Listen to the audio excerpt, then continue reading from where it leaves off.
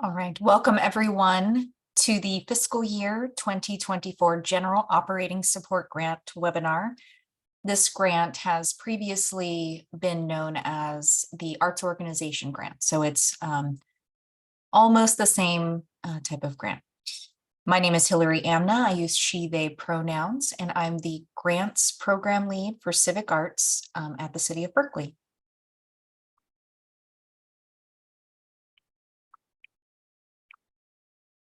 Before we begin, I'd like to do a land acknowledgement. The City of Berkeley recognizes that the community we live in was built on the territory of the Huchun, the ancestral and unceded land of the Chochenyo-speaking Ohlone people, the ancestors and descendants of the sovereign Verona Band of Alameda County. This land was and continues to be of great importance to all of the Ohlone tribes and descendants of the Verona Band. As we begin our webinar, we acknowledge and honor the original inhabitants of Berkeley, the documented 5,000-year history of a vibrant community at the West Berkeley Shell Mound, and the Ohlone people who continue to reside in the East Bay. We recognize that Berkeley's residents have and continue to benefit from the use and occupation of this unceded stolen land since the City of Berkeley's incorporation in 1878. As stewards of the laws regulating the City of Berkeley, it is not only vital that we recognize the history of this land, but also recognize that the Ohlone people are present members of Berkeley and other East Bay communities today. The City of Berkeley will continue to build relationships with the Lejeune tribe and to create meaningful actions that uphold the intention of this land acknowledgement. Okay, I'll quickly take us through today's agenda. First, we're going to go over civic arts as a unit of the City of Berkeley's government. We'll go over some important dates, the grant program details that are specific to this grant, and those include the eligibility and funding requirements. We'll talk about the application process, including what types of materials you'll need to submit in your application, and go through a submittable tutorial. And we will go through the application review process, including the review criteria and the scoring scale. Some grant writing tips, how to get help with your application through technical assistance. And then at the end, I will answer questions. And if you have questions throughout this presentation, you can click on the Q&A icon that looks like this little black square on your screen, and you can type in your questions. So that's the way you can ask questions, and I will answer them live at the end of the webinar. I also want to remind folks to please keep your questions pretty general. If you have very specific questions about your application or your organization's eligibility or something very specific, you can use one of the technical assistance methods that we'll talk about later to ask individually. But again, that Q&A option is available to you for this webinar.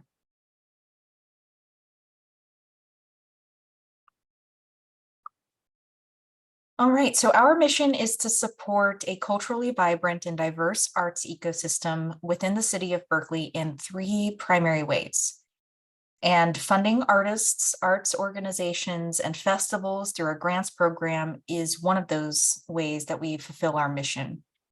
The other 2 primary ways are through public art opportunities and then creating access to arts and cultural experiences for both residents and visitors of Berkeley.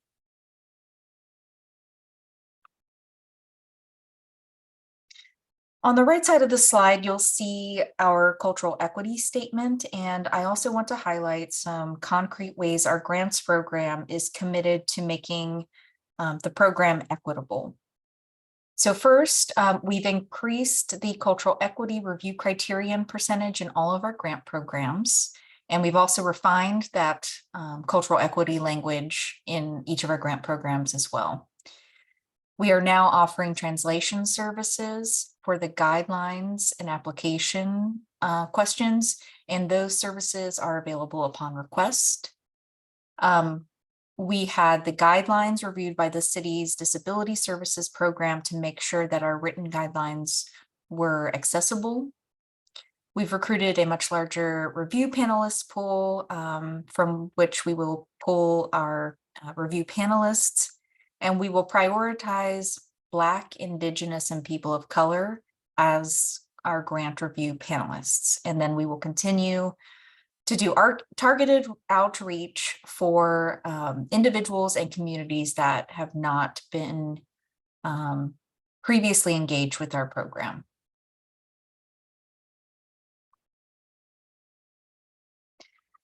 All right, so we will move on to some important dates. Grant applications are now open, and the deadline to apply is March 15th at 11:59.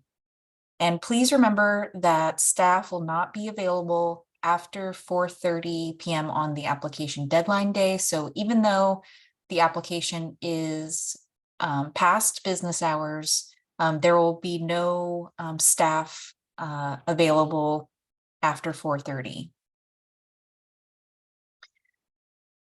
Grant review panelists will score applications March through April, and then we'll schedule a virtual grant review panel meeting in May.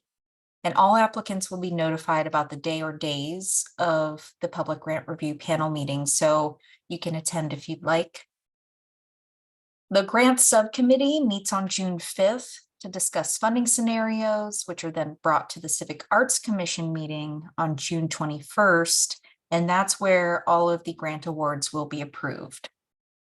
And nothing is final. None of the grant awards are final until the council approves the budget for fiscal year 24 on June 28th. And so then after that, in July, all applicants will be notified with award or decline letters. Okay, a little bit about this specific grant program. Arts organizations can request up to $10,000 for any expenses related to your operations or your programming. And this grant aims to support Berkeley's arts and cultural organizations in their growth and stability, while also increasing equity in how the city, city arts funding is distributed. This is a 2-year grant, so if awarded, your organization would receive one payment at the beginning of fiscal year 2024, which is July of 2023. And then you would receive another payment for the same amount in fiscal year 2025, which begins July 2024. So that's a lot of different dates, but this is a 2-year grant, and you would receive 2 payments of the same amount if you are awarded in this grant category. And again, this is all contingent on the city council approving our grants budget.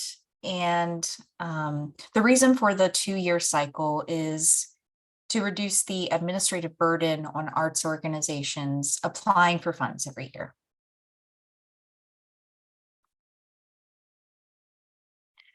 All right, so in terms of eligibility, this grant program is open to arts and cultural organizations. And for the purpose of this grant program, we define an arts organization as an entity with a primary purpose of providing arts, creative, or cultural programming / services.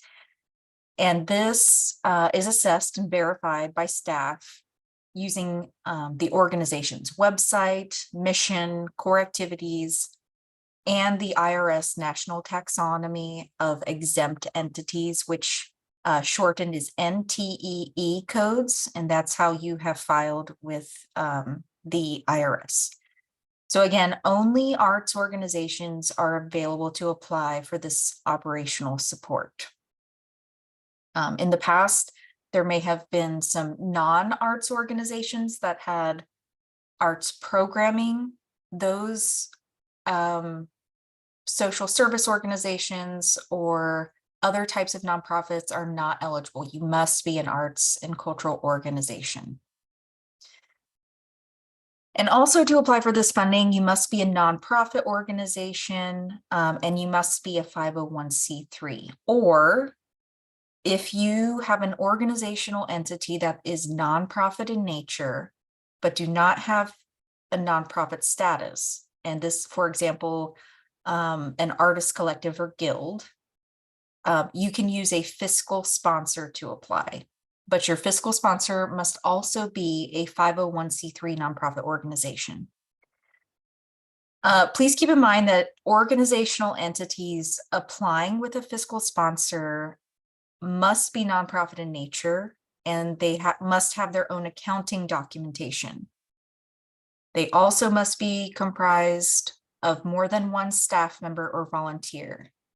So this grant is not for sole proprietorships or for-profit businesses or individuals. If you're planning on using a fiscal sponsor, you've got to be an organizational entity that is nonprofit in nature and you're keeping your own accounting, but you can't be an individual using a fiscal sponsor and you can't be a business. Another eligibility point that is very important for this grant is that your business address must be registered with the IRS if you're a nonprofit in Berkeley. Your primary location or headquarters must be in Berkeley. You also must be in good standing with Civic Arts. So this means you can't have any outstanding final reports due to us. And you should, this isn't included on this slide, but you should also be up to date with your federal and state nonprofit filings. If you're a nonprofit, and whether or not you're a nonprofit, you need to have a City of Berkeley business license.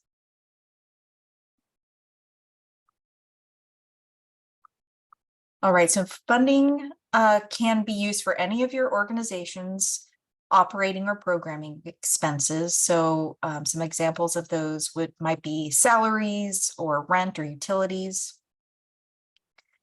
I really recommend reading the guidelines to understand things that this funding can't be used for. And some examples of those things are fundraising, activities that happen in schools during the school day, activities that are primary for college students where enrollment would be required.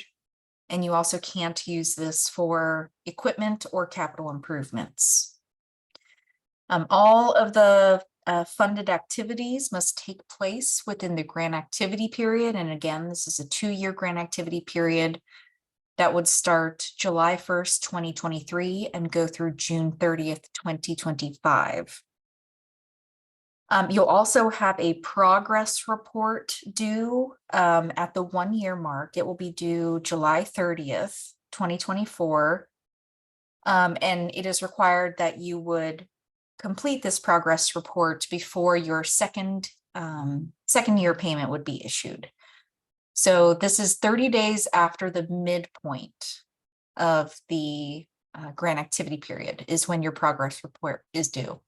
And your final report is due 30 days after the end of the grant activity period, which would be due July 30th, 2025. So this is a slight change from previous iterations of our grants. There has been a 60-day period before final reports have been due in the past, but please keep in mind that there is now a 30-day period.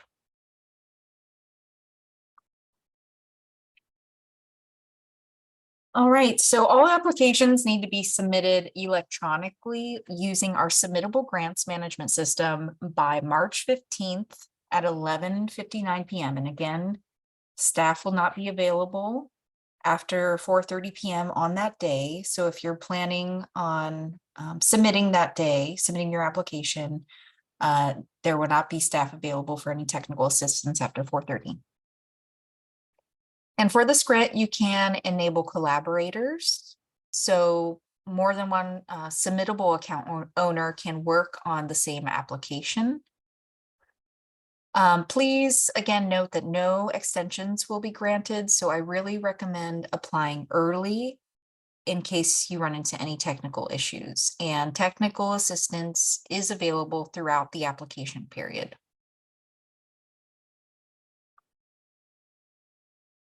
All right, so we'll talk about the parts of the application, and this application includes some questions that will require you to enter text and some questions that require file uploads. So you'll need to upload your work samples, a list of your board of directors, and if you're using a fiscal sponsor, you'll upload a letter of agreement between the applicant organization and the fiscal sponsor.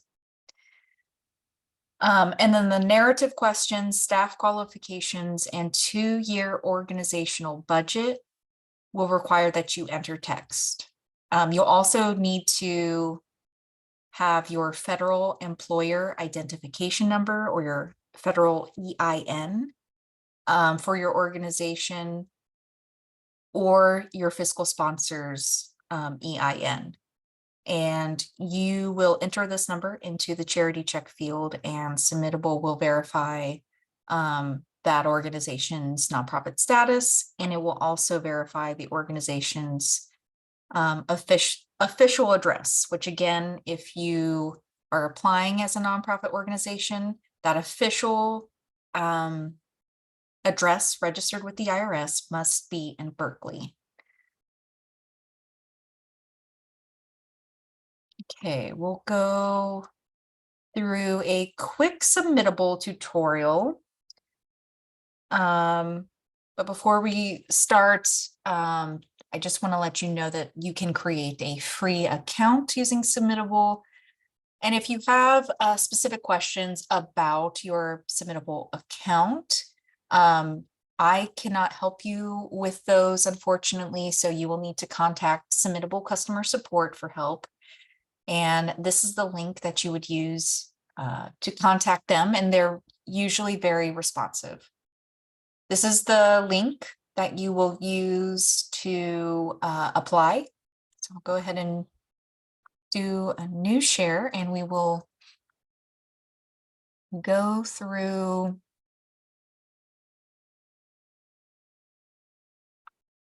Submittable.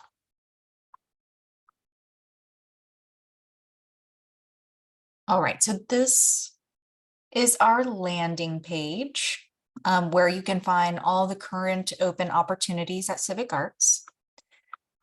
So again, this grant is now open, so you will find it here. You can access the guidelines quickly by pressing guidelines.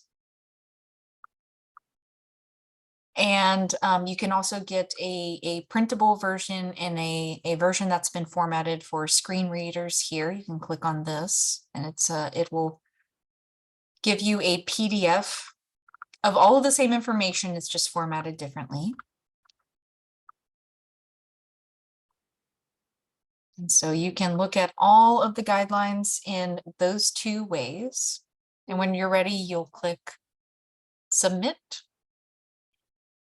And it will take you to this. So if you already have a Submittable account, you can sign in here, or you'll just click this tab and create an account. And when you have an account, your dashboard will look like this. I have applied for 3 fake or grants here. So you'll see all of your submissions here. If you have collaborators or applications you're collaborating on, you will see them in this tab. So this is what it'll look like when you log in and after you have submitted. So this is what it looks like when you have submitted. Okay, and so lastly, I want to show you what the actual application form looks like.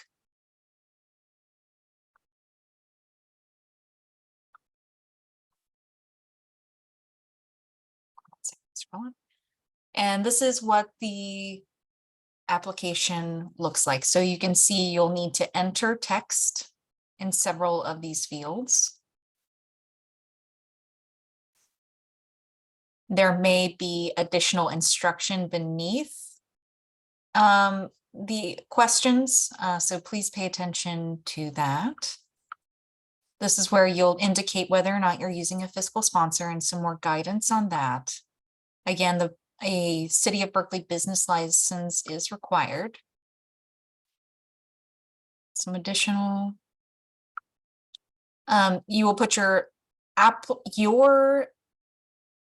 total revenue from the last completed fiscal year in here. So again, this would, if you're using a fiscal sponsor, this is not your fiscal sponsor's total revenue. This would be the organizational entity that is applying. So that's why it's important that you would have needed to keep your own organizational accounting even if you're using a fiscal sponsor.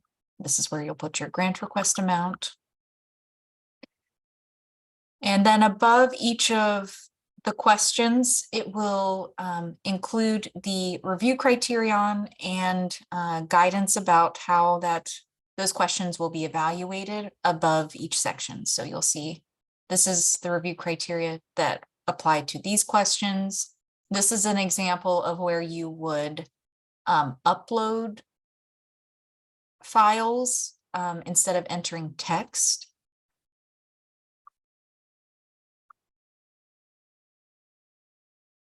And this is the next section where there would be a different review criteria that applied to these questions. So I want to highlight on the budget form, you're going to put 2 years of your organization's budgeting. So in this column, you will put the accounting information for the last completed fiscal year. So if your fiscal year ends June 30th, you would put all of the information that happened between July 1st, 2021 and June. Oh, I'm mixing myself up. I apologize, but you'll put your last completed fiscal year here.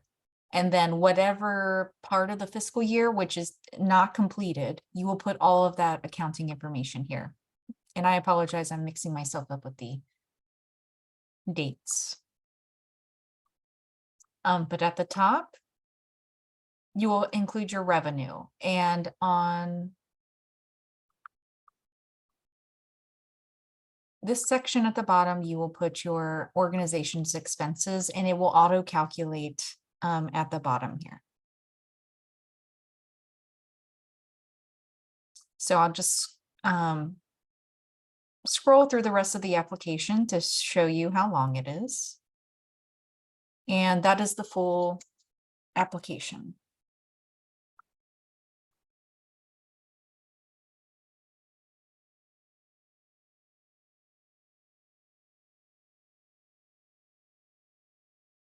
Oops.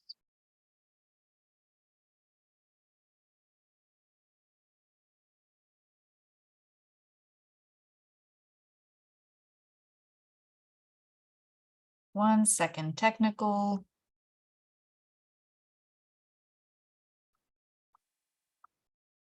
All right, back on track. Okay, so the review process, once the deadline passes, staff will review all the applications for eligibility and assign the eligible applications to the grant review panelists. And panelists will have several weeks to review each application using the review criteria and the scoring scale. And then we'll meet over Zoom to discuss each application. All applicants will be notified about the status of their applications and the date and time of the public grants review panel.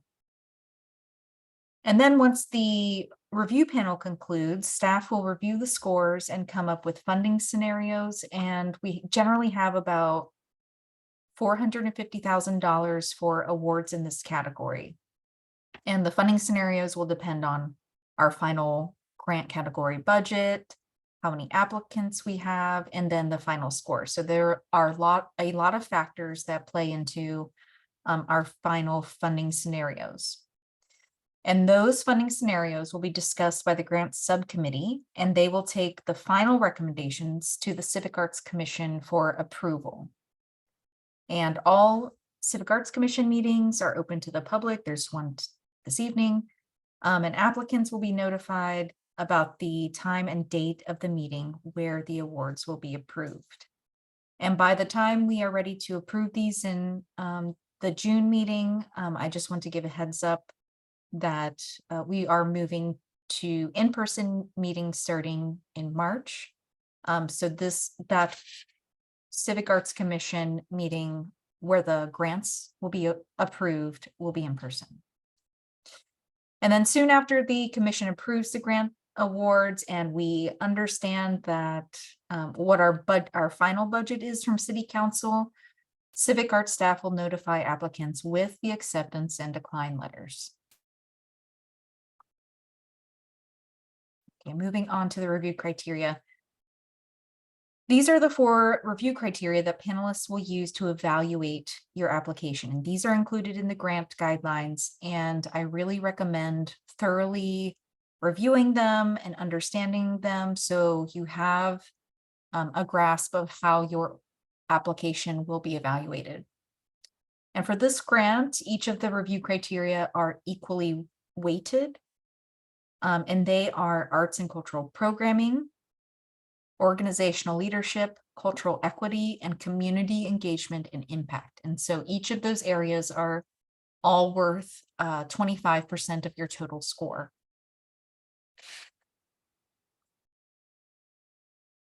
And this is the scoring scale that panelists will use in conjunction with the review criteria. So they will assign a numerical value to each of the review criteria using this rubric, and then their final score for your application will be calculated. And then with the scores between all the panelists who are reviewing your application, they will be averaged, and that will be your application's total score. So each panelist will assign each of those 4 review criteria areas a number, and those numbers will be calculated together for that panelist's final score for your application. And then the total amount of total amount of panelists who have reviewed your application, their final scores will all be averaged, and that will be your final score. All right, on to some grant writing tips. Being specific is very important.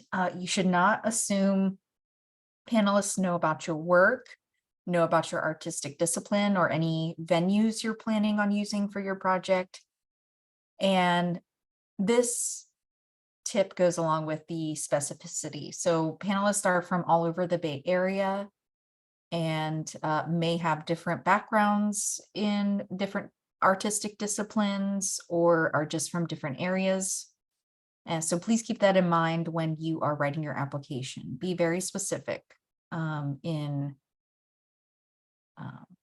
explaining your organization's work to the panelist and how that work happens. I want to recommend that you start your application early. And again, applications are open right now, so you could start it today if you haven't started it. And I would definitely recommend having someone else review your application answers. I also want to recommend using the description fields when you upload your work sample files. They will give you options to explain what the work sample is. And if you're uploading, let's say, a video that may be more than a couple minutes long, you'll want to indicate to panelists where you'd like them to focus watching. So you could say something like, I would like panelists to specifically look at minutes 6 through 7 on a video, or look at page 3 of something that may be a 100-page PDF. So just use those work sample fields to describe what you'd like panelists to focus on, because if you do have large work sample uploads, it's very unlikely they would be able to review the entire thing. All right, so I also want to recommend that you don't wait until the last minute to submit your application. We cannot accommodate for any hardware, software, or internet issues you may be having on the day of the deadline, and no extensions will be given. There are no extensions, no exceptions. This is a 9.5-week application period to complete your application. So please utilize this time and start and complete your application early. That way, if you do run into any technical issues, we can address those well before the deadline. And I actually counted, not counting today, there are 56 days to complete your application. And if you're counting only business days, there's 37 business days to complete. So don't wait until the last minute to complete your application.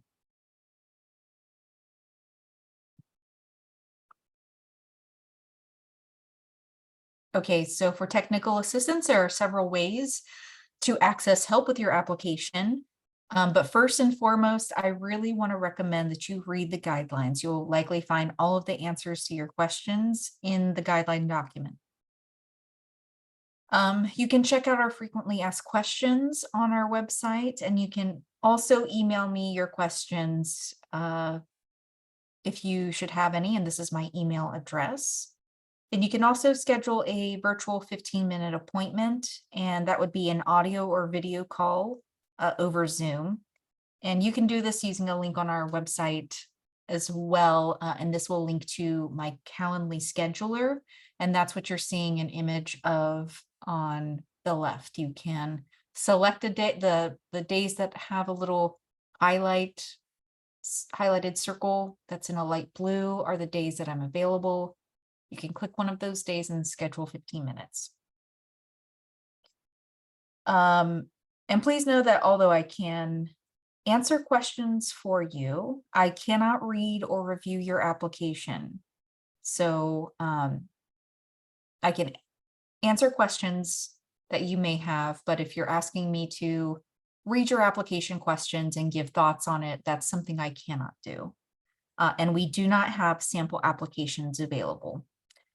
And again, if you need technical assistance specifically with your Submittable account, you'll need to contact Submittable's customer support. And again, this is the link to where you can access that support.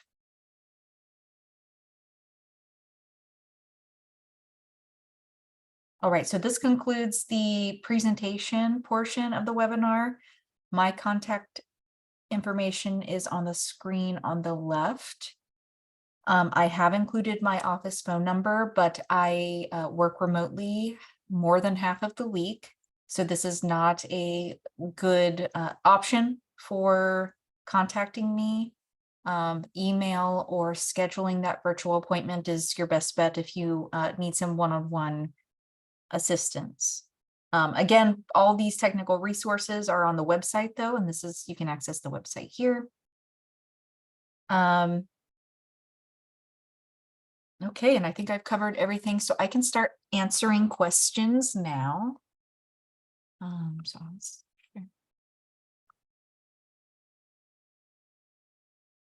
All right. So someone has asked specifically about the appropriate format for board member bios. And it looks like maybe that is a question, since you've included that formatting in the question, maybe that's something that we answer one-on-one, since that would be hard to describe.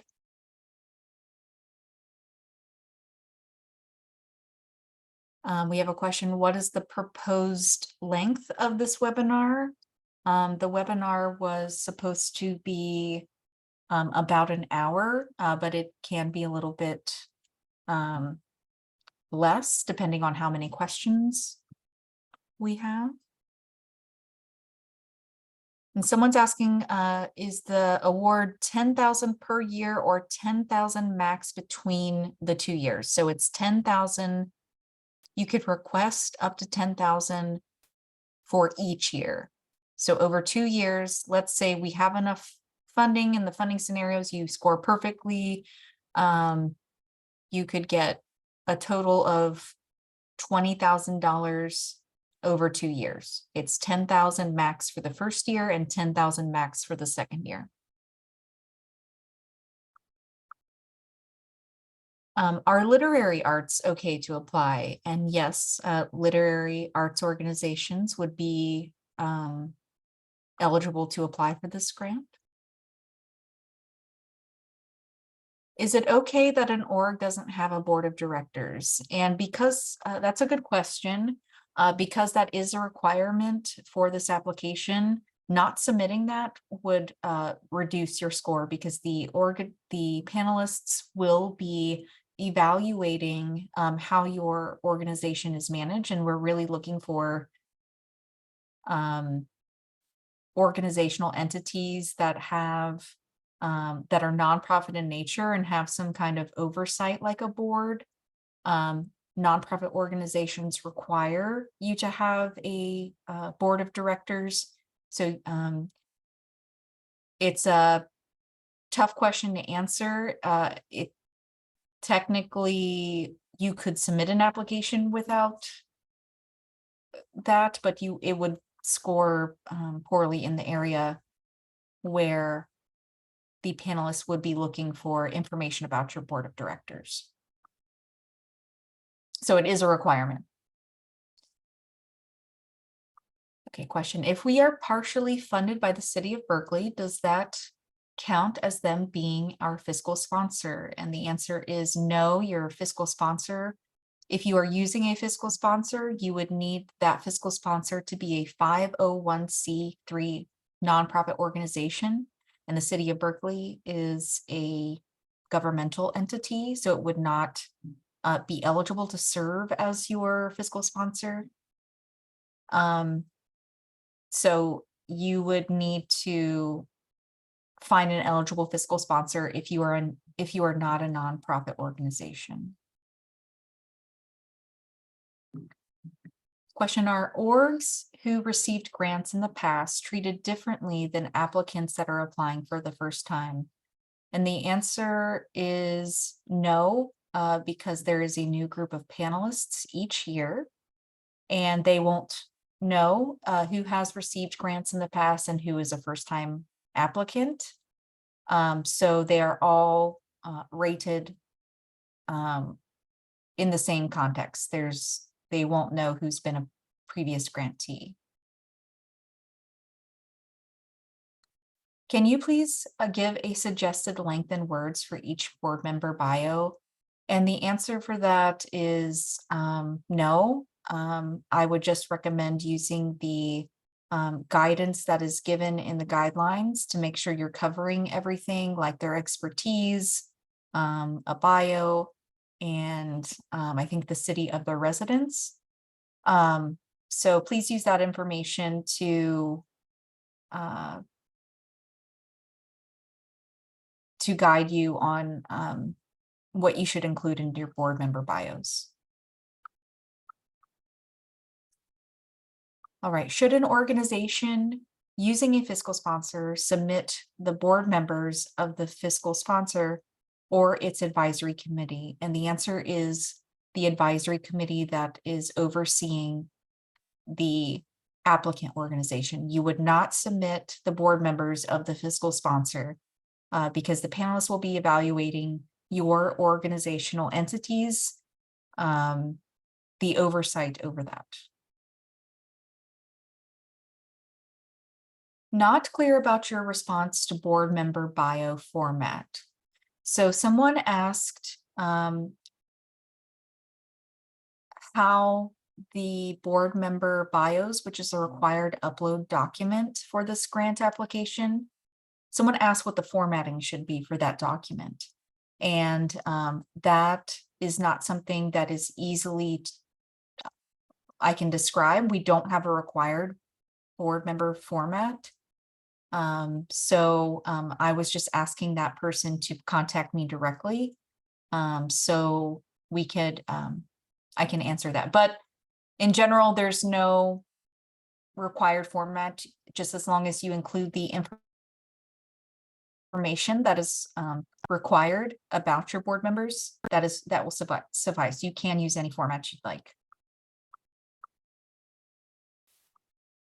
Fiscally sponsored orgs don't have a requirement for a board, which was not in a question format, but I will say that you do have a requirement of including your organization's board, or if you don't have a board, some kind of advisory committee that is overseeing your organization. So in order to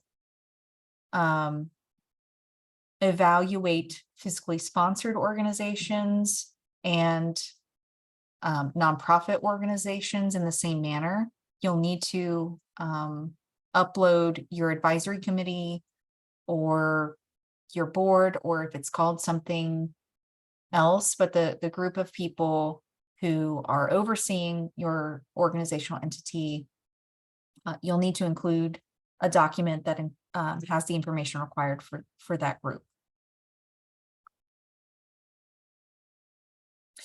Can you describe a little bit more about the cultural equity section and what types of activities are you looking for?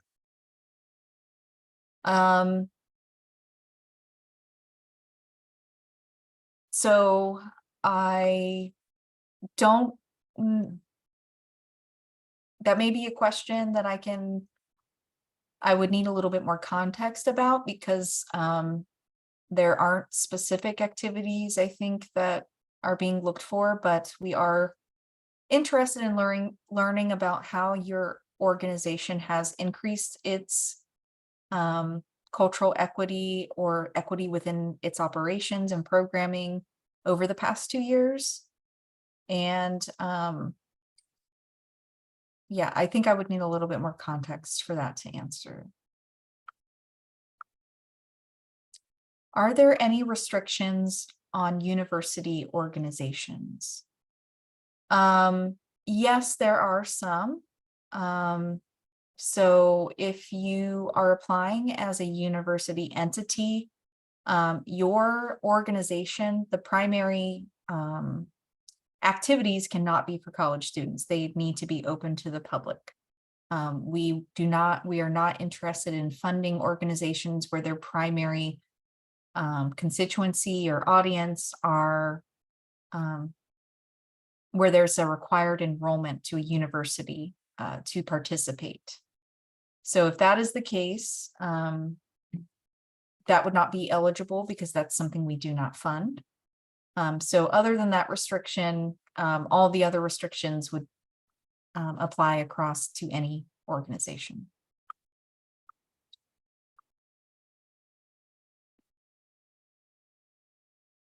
All right, should an organization using a fiscal sponsor submit the board members of the sponsor or its advisory committee? I may have already answered that question. There is a question which asks if one has received money in the past, so panelists would know. And I think that question is in relationship to the question about, will panelists be scoring applications who have received grants in the past differently? And so thanks for bringing up this question. That is not a question that is scored. And I don't think that the top portion, most of that information that is not beneath a review criteria, most of that information is hidden from panelists, and that's for my own information. So I do want to track how many first-time applicants we have in each application pool, so that's why that question is asked. But that question is not scored, and I will need to double check, but I'm pretty sure all of that information at the top is not visible to panelists.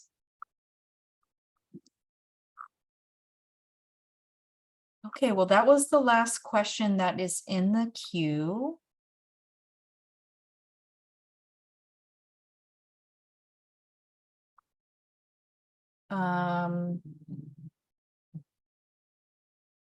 I will wait just a few minutes just in case there are any other questions that you've been thinking about. And again, you can contact me directly if you have very specific questions about your organization's eligibility or application questions, like the question referring to what we may be looking for in the cultural equity section. Can't wait just a few minutes.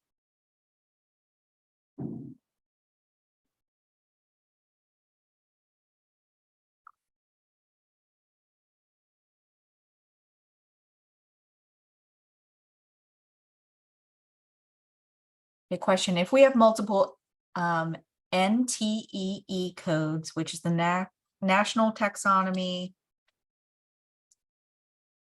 of, I'm forgetting the third E, exempt entities. So that's your IRS codes. The question is, should we submit all? And the answer is you're not actually going to submit it. That's something I'm going to use as evidence that your organization is or is not a arts organization. So there's actually no place to submit that. That information is tied to your EIN, your federal EIN number. So that's something that I just use as a reference when determining whether or not an organization is or is not an arts organization.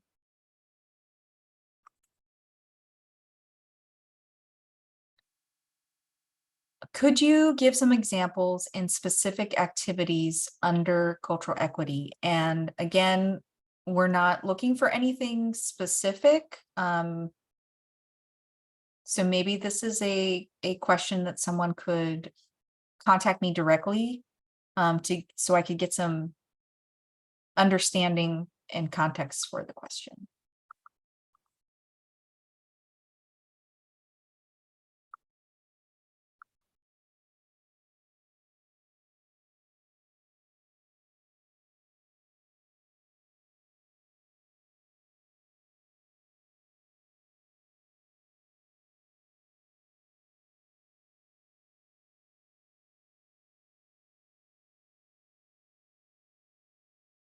Okay. Well, thank you all for joining today's webinar. And again, please visit our website. There are many resources available to you. A recording of this webinar will be available on our website soon. Feel free to contact me using those methods of technical assistance if you have questions. And thanks again.